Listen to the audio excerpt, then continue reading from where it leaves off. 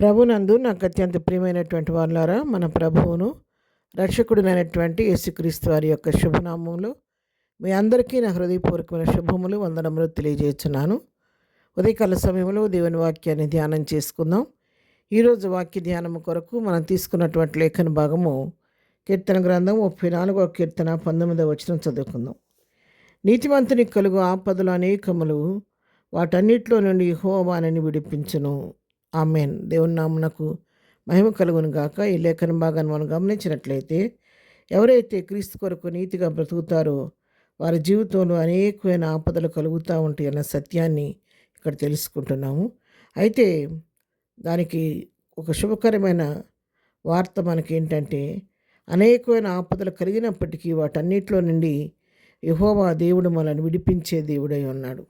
ఆ నిత్యం మనకు తోడుగా ఉండి కంటికి రెప్పలాగా కాపాడుతూ ఎన్ని ఆపదలు కలిగినప్పటికీ వాటన్నిటిలో నుండి ఆయన మనం విడిపించటకు శక్తిమంతుడు, విడిపిస్తూ ఉన్నాడు.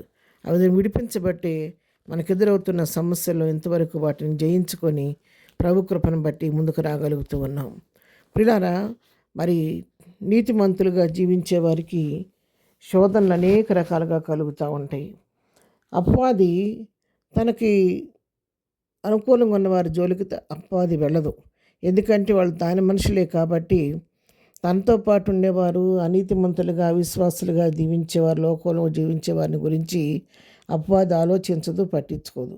కానీ ఎవరిని గురించి ఆలోచిస్తూ ఉంటుందంటే, ఎవరైతే లోకానికి వేరయ్యి రక్షణ పొంది నీతి మార్గంలో జీవిస్తూ ఉంటారో వారి మీద పదే పదే తన ప్రయత్నాలు చేస్తూ ఉంటుంది. ఎట్లైనా వారిని పడేయాలని, వారి నీతి నుంచి తొలగించాలని, వారి విశ్వాసాన్ని నుంచి వారు సన్నగిల్లిపోయే విధంగా చేయాలని, వారి యొక్క ప్రభుపై నుండి వారి దృష్టిని మళ్లించాలని ఎన్నో రకాల ప్రయత్నాలు చేస్తూ రకరకాలుగా నీతివంతులైన వారికి ఆపదలు కలుగు చేస్తూ శోధన కలుగు చేస్తూ ఉంటుంది.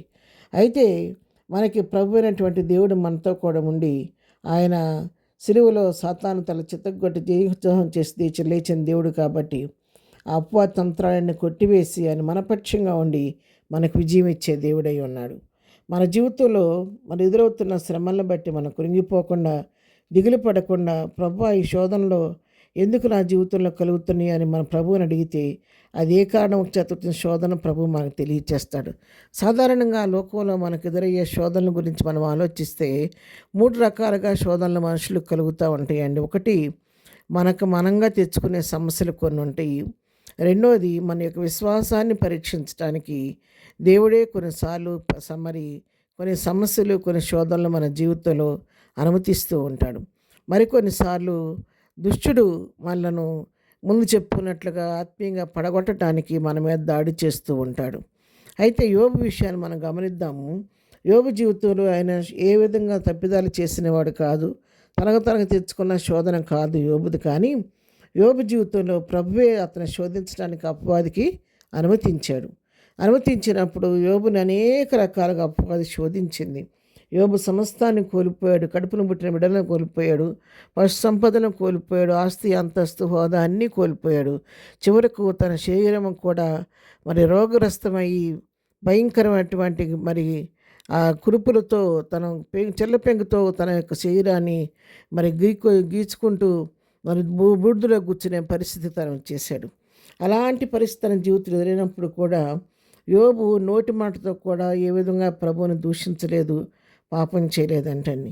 విశ్వాసంతో ప్రభు సన్నిధిలో కనిపెట్టుకుంటే యోబు పక్షంగా ఉన్న దేవుడు కొంతకాలం అపవాదికి అనుమతి ఇచ్చినప్పటికీ మళ్ళా తను జోక్యం చేసుకొని యోబు యొక్క యథార్థతను, నీతిని రుజువు చేసిన తర్వాత యోబుకు మళ్ళా తన మొదటి స్థితి కంటే రెండంతలు అతను కోల్పోయిందంతా ప్రభు యోబుకు అప్పగించినట్టుగా మనం చూస్తున్నాం. ఆ నీతివంతుడు యథార్థవంతుడు కాబట్టి ఆ శ్రమలకు తాళుకు నిలబడ్డాడు. ప్రభు అతను తిరిగి నిలబెట్టాడు. ఉదయకాలం వాక్యం వింటున్నటువంటి ప్రియులారా, నీతో నాతో ప్రభు మాట్లాడుతున్నాడు. మన జీవితంలో రకరకాల శోధనలు మనకు వస్తున్నాయి అంటే మన విశ్వాసాన్ని పరీక్షించడానికి వస్తున్న వాటిలో నిలబడగలిగితే మన నీతిమంతులుగా స్థాపించబడతాము. మన ప్రభువు మనతో కూడా ఉన్నాడని, విడిపించే శక్తిమంతులని నమ్మే విశ్వాసంతో ఆయన వైపు చూస్తూ ముందుకు సాగిపోదాం. ప్రార్థన. ప్రేమగండి తండ్రి, పరిశుద్ధుడా, ఉదయకాలం ఈ ప్రభా లేఖన భాగాన్ని బట్టి నీకు వందనాలు. నీతిమంతులకు అనేక రకాల ఆపదలు కలుగుతాయని మేము తెలుసుకున్నాం తండ్రి. వాటన్నిటి విడిపించేదోడు మాకున్నందుకు నీకు వందనాలు. ఉదయకాల వాక్యం ఎవరైనా ఏదైనా శోధనలో ఆపదలో ఉంటే దయతో వారిని తప్పించి నీ కృపకు పాత్రలుగా చేయండి. ఏదైనా మేము చేయి పనులలో రాకపోకల్లో తోడుగా నడిపించండి. ఎగ్జామ్స్ రాస్తున్న బిడ్డలకు నీ పరలోక జ్ఞానం ఇచ్చి నడిపించండి. బర్త్డే మ్యారేజ్ చేసుకున్న దీవించండి, ఆశీర్వదించండి. బలహీనలను స్వస్థపరచండి.